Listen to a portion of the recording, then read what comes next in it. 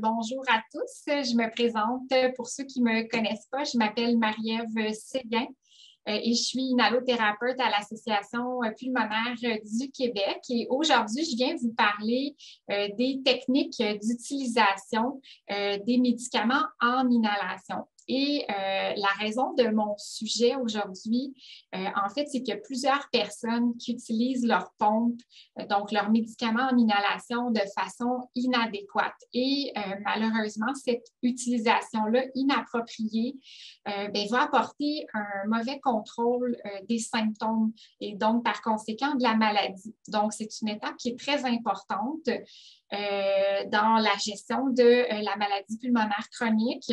Je trouvais ça important là, de l'aborder.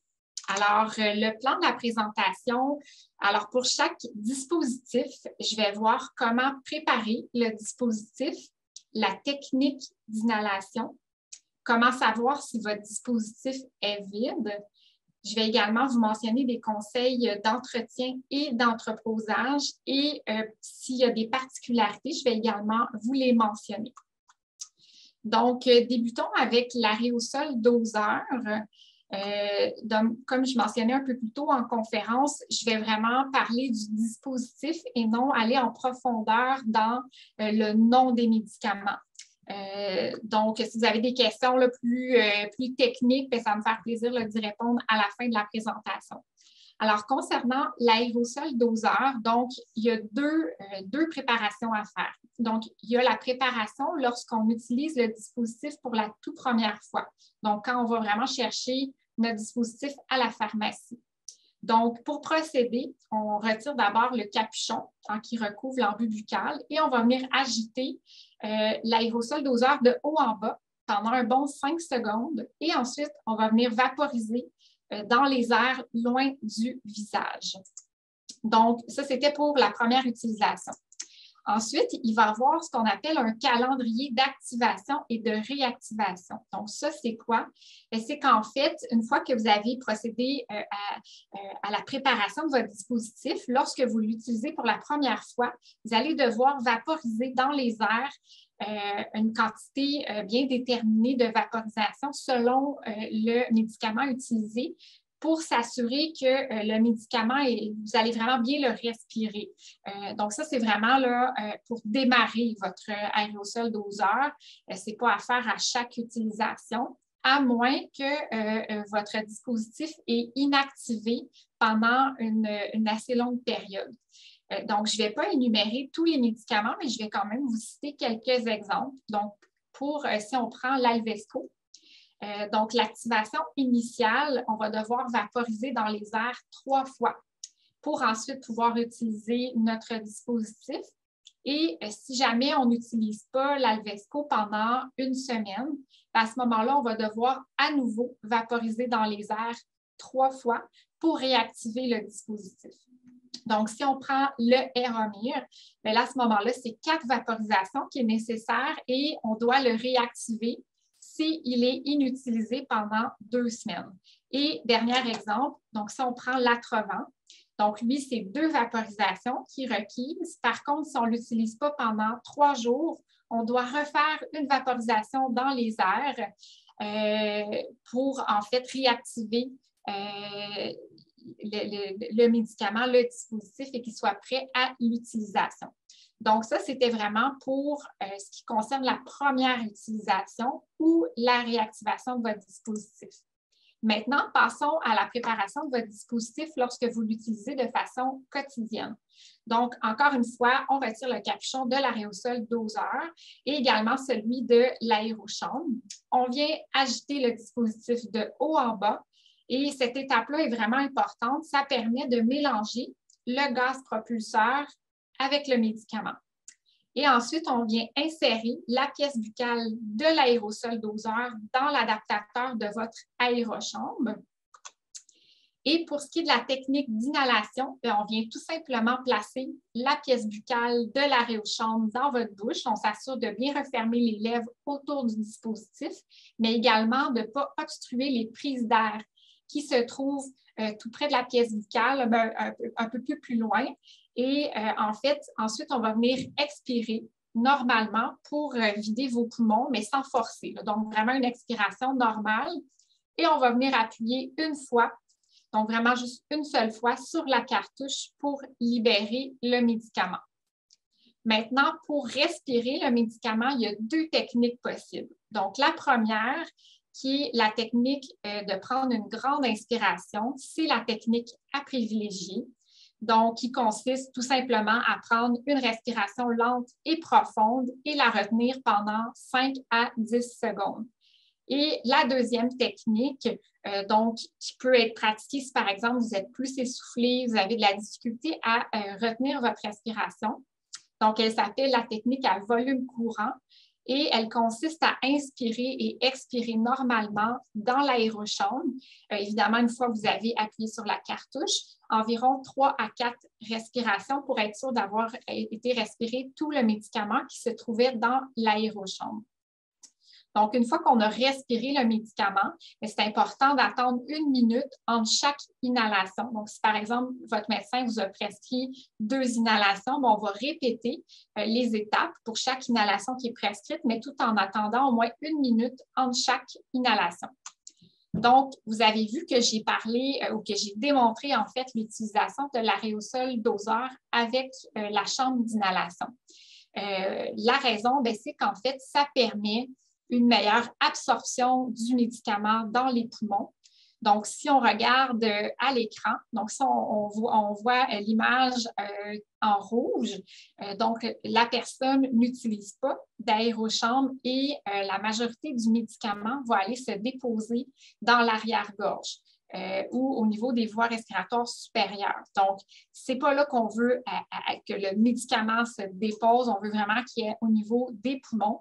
Donc, si on regarde le bonhomme en vert, lui utilise un aérochambre et vraiment les particules vont voyager plus profondément au niveau du poumon.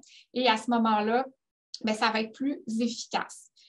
L'utilisation d'une chambre d'inhalation va également faciliter l'inhalation du médicament. Donc, par exemple, si vous avez des difficultés de coordination, c'est idéal d'utiliser votre aérochambre avec votre aérosol doseur, avec votre aérochambre.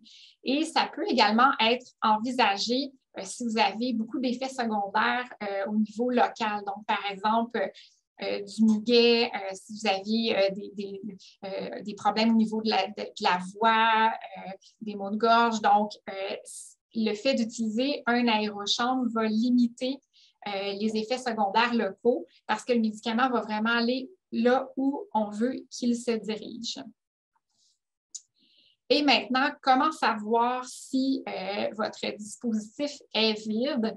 Donc, il y a plusieurs techniques qui circulent. Il y en a qui suggèrent de mettre directement la cartouche dans l'eau, voir si elle flotte, de la peser.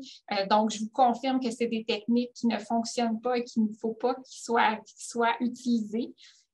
Donc, en fait, il faut comprendre que la cartouche, elle contient plus de gaz propulseur qui est représenté par les petits picots à l'écran que de médicaments. Donc, en fait, c'est l'inverse. Pardon. Les petits picots, c'est les médicaments et le gaz propulseur en bleu.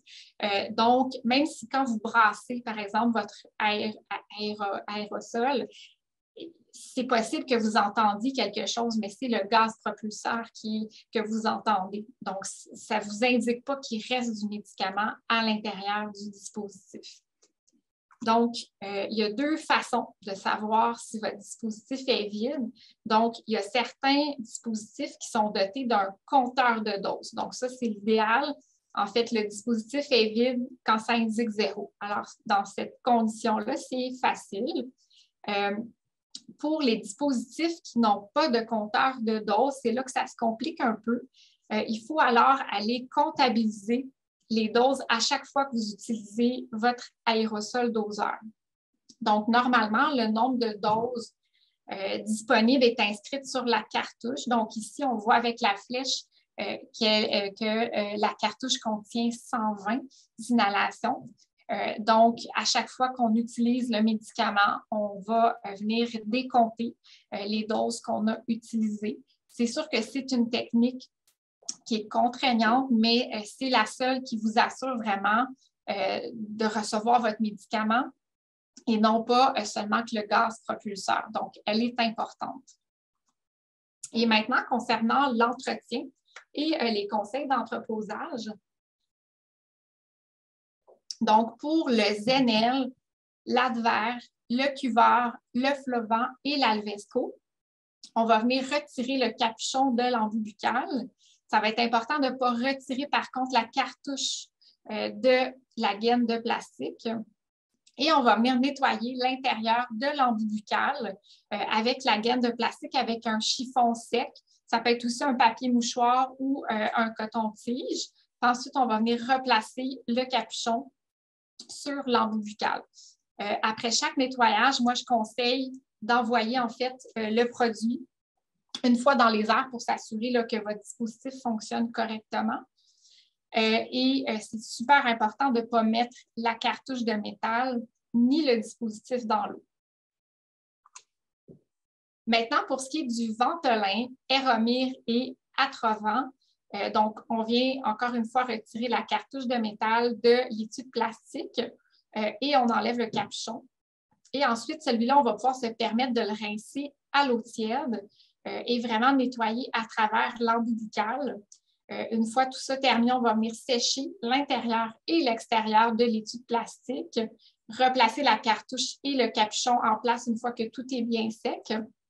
Et même conseil que pour les autres dispositifs, donc c'est après le nettoyage de vaporiser le produit une fois dans les airs pour s'assurer qu'il fonctionne correctement.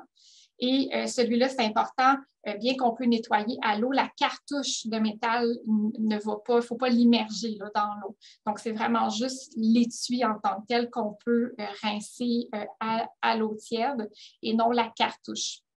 Et j'aimerais attirer votre attention sur un endroit qui est vraiment important à nettoyer, qui est le trou par lequel le médicament sort. Donc, surtout quand on va utiliser des corticostéroïdes en inhalation, il y a une petite poudre blanche qui peut se former et obstruer ce petit trou-là. Donc, c'est important là, de vraiment venir le nettoyer régulièrement. Donc, la fréquence à laquelle on doit nettoyer l'aérosol doseur, c'est au moins une fois par semaine, mais ça peut être plus si vous voyez que votre aérosol doseur est sale ou que le trou par lequel le médicament sort commence à boucher. Donc, ça, c'est super important là, au niveau de l'entretien. Et pour ce qui est de l'entretien de l'aérochambre, en fait, l'aérochambre, il est conseillé de la laver avant la première utilisation et par la suite, une fois par semaine. Et c'est super simple à nettoyer. Donc, on défait l'aérochambre en pièces. La majorité des aérochambres se défait en 3 pièces. Donc, on a l'adaptateur qu'on peut défaire. On a ensuite vraiment le cylindre et l'embout buccal. Et par la suite, on va venir tremper les pièces dans l'eau tiède avec du savon à vaisselle pendant une quinzaine de minutes. On agite doucement. On s'assure de bien rincer chaque pièce. On laisse sécher en position verticale. Et c'est important de ne pas essuyer l'intérieur de l'aérochambre. Donc, on laisse vraiment sécher à l'air libre. Et on va venir rassembler l'aérochambre une fois les pièces complètement sèches. Je vais prendre une gorgée d'eau, pardon. Et maintenant, quand remplacer l'aérosol doseur? Donc, en fait, la date de péremption du médicament est inscrite sur la cartouche de l'aérosol. Donc, il faut tout simplement remplacer la cartouche lorsque la date de péremption est dépassée. Et pour ce qui est de la chambre d'inhalation, en fait, la durée de vie d'une chambre d'inhalation, c'est à peu près 1 an. Mais ça peut varier d'un fabricant à un autre. Donc, c'est à peu près une fois par année qu'on doit la changer. Et elle doit être absolument remplacée quand la valve perd de sa souplesse.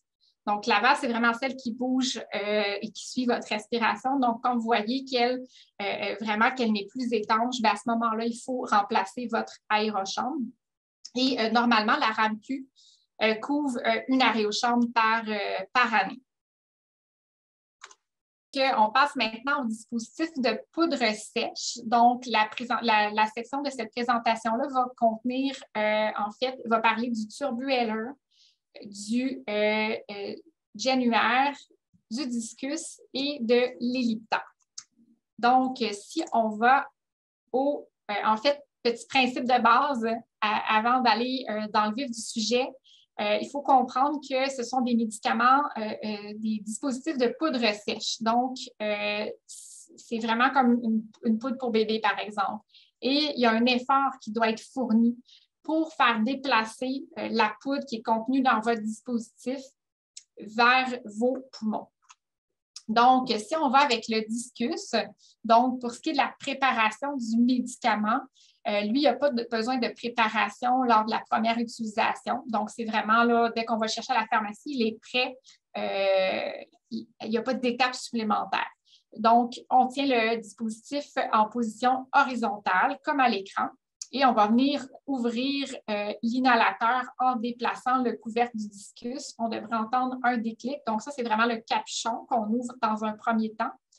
Puis ensuite, on va venir pousser complètement, donc jusqu'au bout, le levier, jusqu'à temps qu'on entend un autre déclic. Et quand on prend les dispositifs comme ça, c'est important de regarder droit devant vous. Ensuite, on va venir expirer à côté du dispositif. Très important, ce sont des dispositifs qui contiennent de la poudre. Donc, l'humidité de votre expiration n'est pas compatible avec la poudre. Et lorsque vous expirez, bien, vous pouvez penser à utiliser la technique, par exemple, de respiration lèvres pincées pour vous permettre de sortir le plus d'air possible de vos poumons.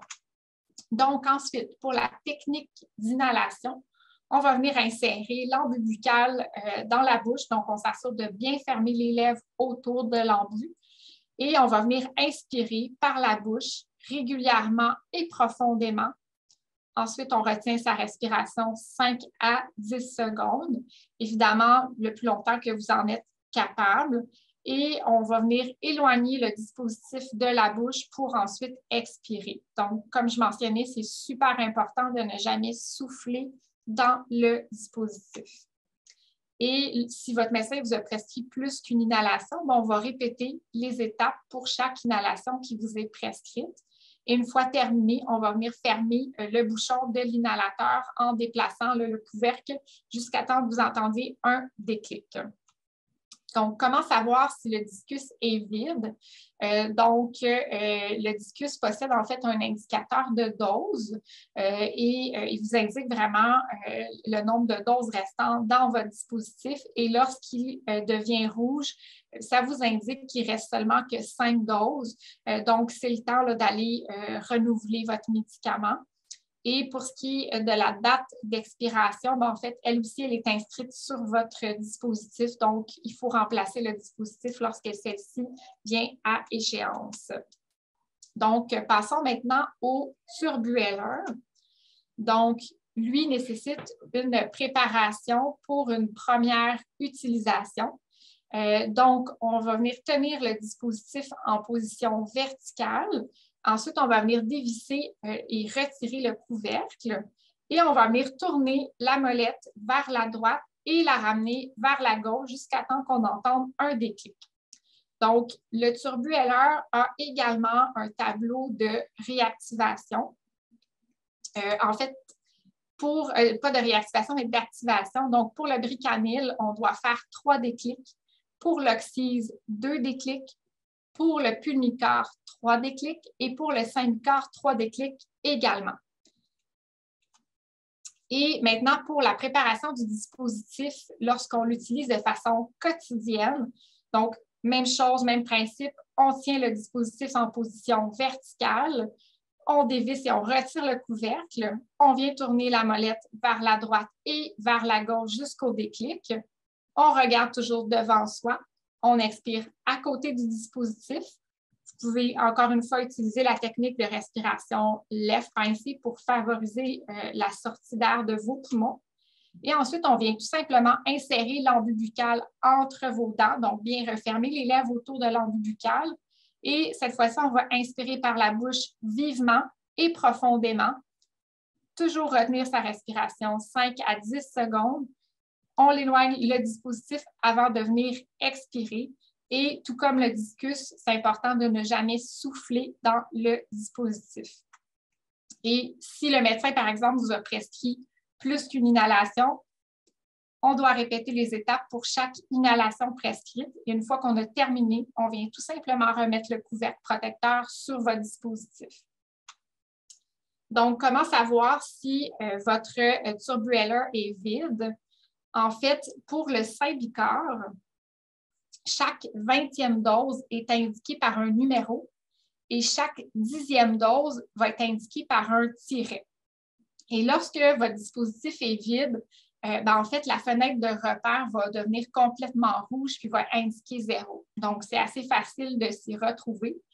Pour le Bricanyl, l'Oxyze et le Pulmicort, en fait, il va apparaître, quand en fait, vous allez voir que dans la fenêtre de repère, au niveau supérieur, vous allez voir une marque rouge. Ça vous indique qu'il reste à peu près 20 doses.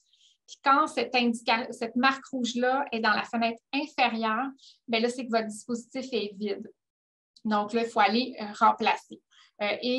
Tout comme l'aérosol doseur, il ne faut pas se fier au bruit entendu lorsque vous agitez le dispositif parce qu'en fait, il y a un sachet anti-humidité qui est dans le dispositif. C'est ce que vous entendez quand vous agitez le dispositif et non la poudre du médicament.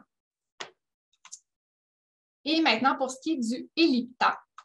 Donc, préparation du dispositif, on va venir faire glisser le couvercle sur le côté jusqu'à temps que vous entendiez un déclic.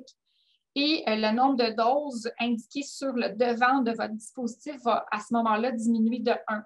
Donc, ça vous indique là, que vous avez bien enclenché la dose. On regarde toujours devant soi et on vient expirer à côté du dispositif.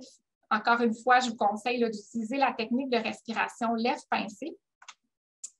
On vient insérer l'embuis buccal entre nos dents. On s'assure de bien refermer les lèvres autour de l'embuis buccal. Et maintenant, on va venir inspirer par la bouche, longtemps, profondément et régulièrement. Et ensuite, venir retenir sa respiration 5 à 10 secondes. Et tout comme les autres dispositifs, on s'assure d'éloigner le dispositif de la bouche avant d'expirer et de ne jamais souffler dans l'embuis buccal. Et lorsqu'on a terminé, on vient tout simplement refermer le dispositif.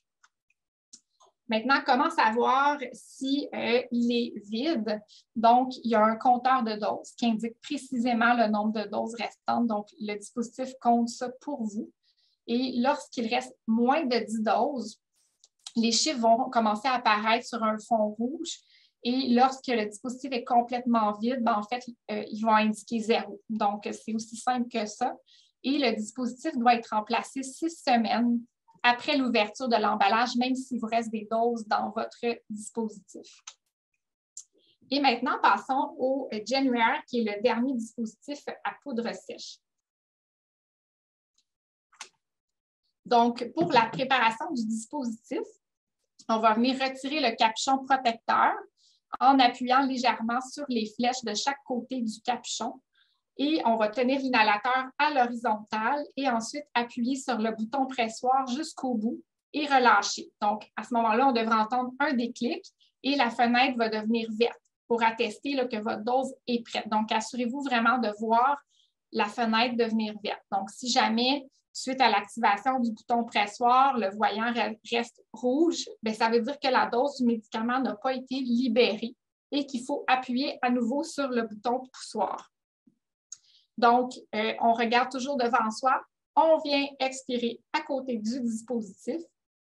Donc, je vous rappelle d'utiliser votre technique de respiration lèvres pincées. On vient insérer l'embuis buccal entre vos dents. Donc, on s'assure de bien refermer les lèvres autour de la pièce buccale. Et on inspire par la bouche fortement et profondément. Et vous allez entendre un clic, mais c'est important de ne pas arrêter lorsque vous entendez le clic. Donc, ça, c'est super important. Puis, si jamais vous ne l'entendez pas, c'est que votre inspiration n'était pas assez forte. Donc, il faut recommencer les étapes.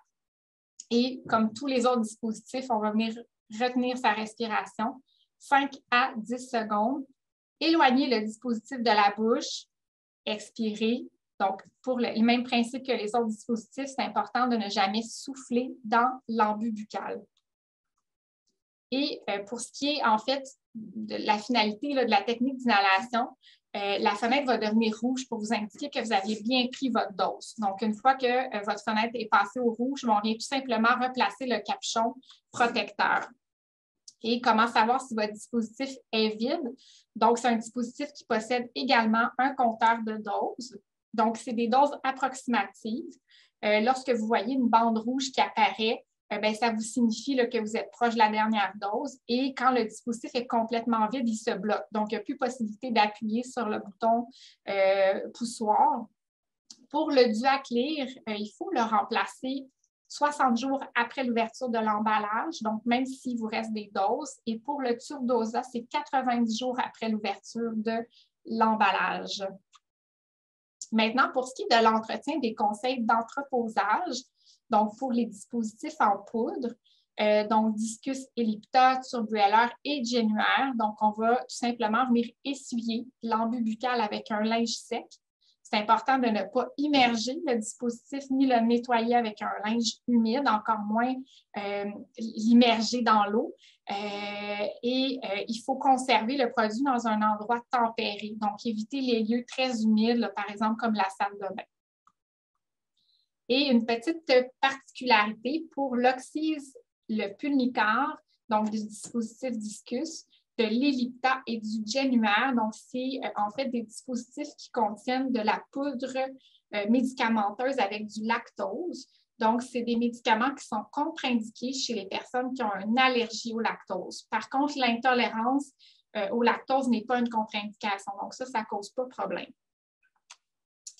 Donc, je suis rendue au dispositif Breezhaler. Donc, vous allez voir que ça diffère un peu des premiers dispositifs qu'on a vus. Donc, c'est un dispositif avec des gélules. Donc, pour la préparation du dispositif, on va venir retirer le capuchon, puis on va venir ouvrir l'inhalateur et on va détacher une gélule à la fois de votre plaquette alvéolée. Donc, pour le médicament Seebri ou Ultibro, pour en fait détacher ou aller chercher votre gélule, il faut soulever la pellicule puis dégager votre gélule. Pour le médicament OnBreeze, il faut aller pousser la gélule vraiment pour la sortir de la plaquette. Donc, ensuite, on va venir déposer la gélule dans le compartiment. Donc, super important de ne pas placer votre gélule dans la chambre d'inhalation, l'embut buccal. Donc, c'est vraiment dans le compartiment qui est prévu pour recevoir la gélule. Puis ensuite, on va venir refermer votre embout buccal jusqu'à temps que vous entendiez un déclic pour vous assurer qu'il est bien fermé. Et ensuite, on va tenir le dispositif en position verticale et on va venir appuyer sur les deux boutons qui se trouvent de chaque côté. Donc, c'est important d'appuyer seulement une seule fois sur les boutons là, qui vont venir servir à percer la gélule. Donc, votre gélule contient un médicament et quand vous allez percer la gélule, le médicament va être libéré.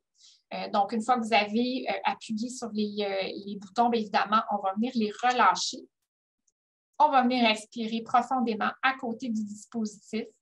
Placer l'embut buccal entre les lèvres et s'assurer de bien serrer les lèvres autour. Et on va inspirer par la bouche rapidement et aussi profondément que vous en êtes capable. Et vous allez en fait entendre un ronronnement. Donc, ça, c'est normal. On continue à inspirer malgré ce que vous entendez. Et encore une fois, on vient retenir sa respiration 5 à 10 secondes.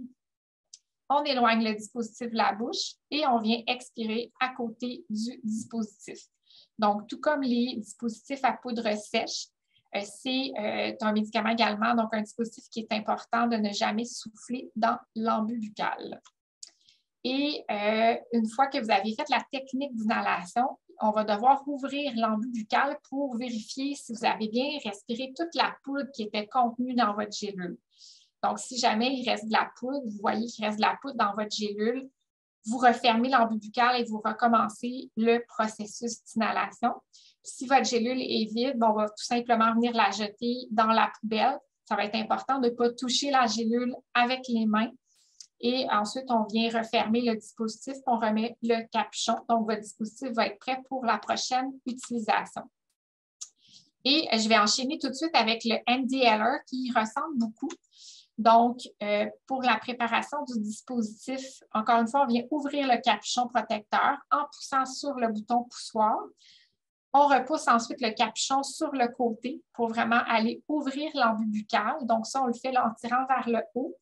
On vient séparer les deux bandes de plaquettes alvéolées. Donc, ça, il y a vraiment une perforation, là, un petit tiret de chaque côté. Donc, on vient tout simplement détacher. Et on soulève la feuille d'aluminium pour dégager une seule gélule à la fois. Donc, vous venez prendre la gélule que vous voulez utiliser.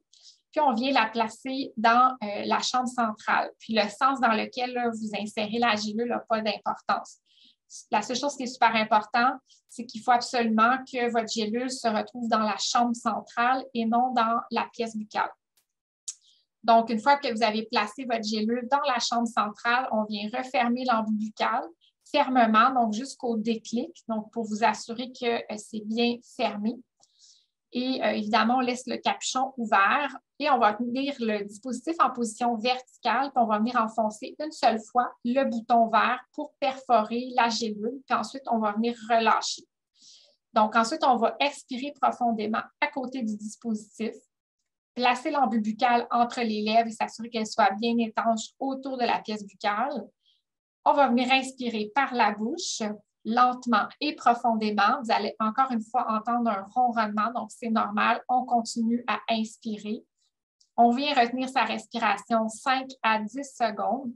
On éloigne le dispositif de la bouche et on expire. Donc, toujours important de jamais expirer dans le dispositif. Et on va venir répéter les étapes d'inhalation pour vraiment s'assurer que vous avez respiré tout le contenu de la capsule. Et donc, une fois que vous avez répété les étapes, on va venir ouvrir l'embuit buccal et on va tout simplement jeter la gélule vide dans la poubelle. Donc, encore une fois, en prenant soin là, de ne pas tenir, de ne pas toucher la gélule avec vos mains. Et ensuite, on vient refermer notre dispositif. Donc, comment savoir si votre dispositif est vide? Alors, c'est une nouvelle gélule qui doit être utilisée à chaque prise de médicament. Et le médicament doit être renouvelé tout simplement lorsque vous n'avez plus de gélules contenues dans votre plaquette alvéolée. Puis à ce moment-là, il y a un nouvel inhalateur qui vous est remis à chaque renouvellement. Donc, vous avez tout simplement à jeter l'ancien inhalateur. Pour ce qui est de l'entretien, le NDLR, en fait, on va venir ouvrir le capuchon, l'embuit buccal et la base à l'aide du bouton de perforation, le bouton pressoir. Puis on va venir rincer le dispositif à l'eau tiède. Ensuite, on va venir l'assécher à l'aide de papier essuie-tout. Puis on va le laisser sécher par la suite à l'air libre en laissant tous les compartiments ouverts. Et normalement, le temps de séchage, c'est environ 24 heures. Donc, je vous conseille de nettoyer votre dispositif juste après votre première utilisation, par exemple le matin. Comme ça, il va être prêt pour la dose suivante. Puis, le médicament qu'on peut prendre avec le NDLR, c'est un médicament qui est pris normalement une fois par jour. Donc, ça vous laisse la liberté d'attendre 24 heures. Puis, si nécessaire, vous pouvez aussi nettoyer les surfaces externes de l'embuit buccal avec un chiffon humide, mais bien important qu'il ne soit pas mouillé. Et pour ce qui est du Breezhaler, lui, il ne peut pas être immergé, là, ni le dispositif là, en fait dans l'eau. Donc, on va venir le nettoyer intérieur et extérieur avec un linge propre. C'est important là, que ça soit un linge propre, sec et sans charpie pour ne pas laisser de particules sur votre dispositif. Et c'est un dispositif également qui doit être gardé au sec. Donc, on ne va pas venir l'entreposer dans, par exemple, la salle de bain. Et pour ce qui est de l'entreposage des gélules, en fait, ils sont sensibles à la lumière et à l'humidité. Donc, on va vraiment garder les gélules dans leur plaquette alvéolée puis retirer vraiment immédiatement avant d'utiliser votre gélule. Et c'est important aussi de ne jamais conserver les gélules dans l'inhalateur. Donc, dès que vous avez terminé, on jette la gélule à la poubelle. Et petite particularité, donc je vous ai déjà mentionné de ne jamais placer la gélule directement dans l'embuit buccal. Puis c'est également important de ne jamais utiliser l'inhalateur pour administrer d'autres gélules. Donc, ça peut ressembler à des médicaments, mais c'est vraiment important d'utiliser votre dispositif avec la gélule qui est prévue à cet effet. Puis c'est également important de ne pas avaler ces gélules-là. Et lorsque vous les manipulez avant d'avoir perforé votre gélule, c'est conseillé d'avoir les mains sèches et évidemment de ne pas toucher les gélules une fois qu'elles sont perforées parce qu'il peut y avoir de la poudre en fait, au pourtour de la gélule. Puis à ce moment-là, il y a un risque de développer du glaucome si vous touchez les mains. Et c'est également des médicaments qui contiennent du lactose. Donc, encore une fois, contre-indiqué chez les personnes qui ont une allergie au lactose, mais par contre, l'intolérance au lactose n'est pas une contre-indication. Donc, passons au dernier dispositif qui est le Respimat. Donc, c'est un dispositif qui se différencie beaucoup des autres qu'on a vus. Donc, en fait, il nécessite également une préparation lorsqu'on l'utilise pour la première fois.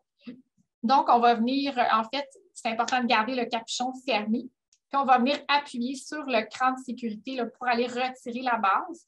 Puis, on va insérer l'extrémité étroite de la cartouche dans l'inhalateur. Et ensuite, il faut aller appuyer fermement la cartouche sur une surface solide pour s'assurer qu'elle est bien en place. Et je mets l'accent sur le fermement, donc c'est vraiment assez fort. Et un déclic va se faire entendre là, pour vous indiquer que la cartouche est bien enfoncée. Et par la suite, on va venir tout simplement remettre la base en place, la base transparente, puis un nouveau déclic va se faire entendre.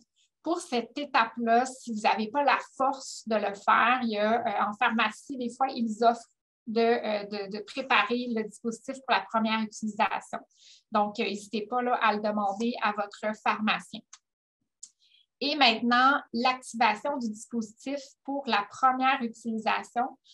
Donc, une fois là, que la cartouche est bien mise en place, il faut tout simplement suivre les étapes TOP jusqu'à ce qu'un nuage de médicaments apparaisse. Puis ensuite de ça, il faut répéter 3 fois les étapes TOP. Donc, TOP, en fait, T pour tourner. Donc, on va tenir le dispositif à la verticale, puis on va venir tourner la base d'un demi-cran dans la direction des flèches. Donc, jusqu'à ce qu'on entend un déclic. Tout ça avec le capuchon fermé. Donc, ensuite, O pour ouvrir. On va aller ouvrir le capuchon. On va pointer l'inhalateur vers le sol. Et P pour presser. Donc, on appuie sur le bouton d'activation.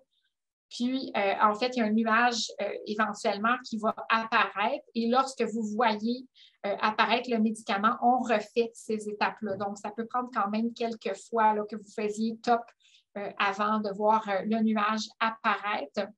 Puis, comme je mentionnais, on répète 3 fois. Et à ce moment-là, votre inhalateur est prêt pour être utilisé de façon quotidienne. C'est un dispositif qui a également un calendrier d'activation et de réactivation. Donc, quand le dispositif n'est pas utilisé là, pendant un certain moment, par exemple. Donc, pour le combivant, donc si votre dispositif est inutilisé depuis plus de 3 jours, il faut libérer une bouffée de médicaments vers le sol avant de procéder à son utilisation. Et si vous ne l'utilisez pas pendant plus de 21 jours, il faut tout simplement répéter les étapes d'activation TOP. Et pour le Inspiriato et le Spiriva, donc s'ils ne sont pas utilisés pendant plus de 7 jours, on va venir libérer une bouffée de médicaments vers le sol avant de l'utiliser. Et s'ils sont inutilisés pendant plus de 21 jours, à ce moment-là, il faut encore une fois répéter les étapes d'activation TOP. Et pour l'utilisation quotidienne, donc c'est encore les étapes TOP, mais cette fois-ci, on va aller respirer le médicament. Donc, on va venir tourner, donc tenir le dispositif à la verticale, le bouchon fermé, tourner la base d'un demi-tour dans la direction des flèches jusqu'au déclic. Ensuite, ouvrir, donc on ouvre le capuchon, on expire lentement et complètement. On place les lèvres autour de l'embuis buccal. Donc, on s'assure de pointer l'inhalateur vers l'arrière de la gorge. Presser, donc tout en inspirant lentement et profondément par la bouche, on va venir presser le bouton d'activation et continuer à inspirer le plus longtemps possible. Et par la suite, on va venir retenir sa respiration pendant, bon, j'ai inscrit 10 secondes, mais ça peut être 5 à 10 secondes, vraiment aussi longtemps que vous en êtes capable. Et on va venir refermer le capuchon. Si le médecin vous a prescrit plus qu'une inhalation, on vient tout simplement répéter les étapes TOP pour chaque inhalation qui vous est prescrite. Comment savoir si votre respirate est vide?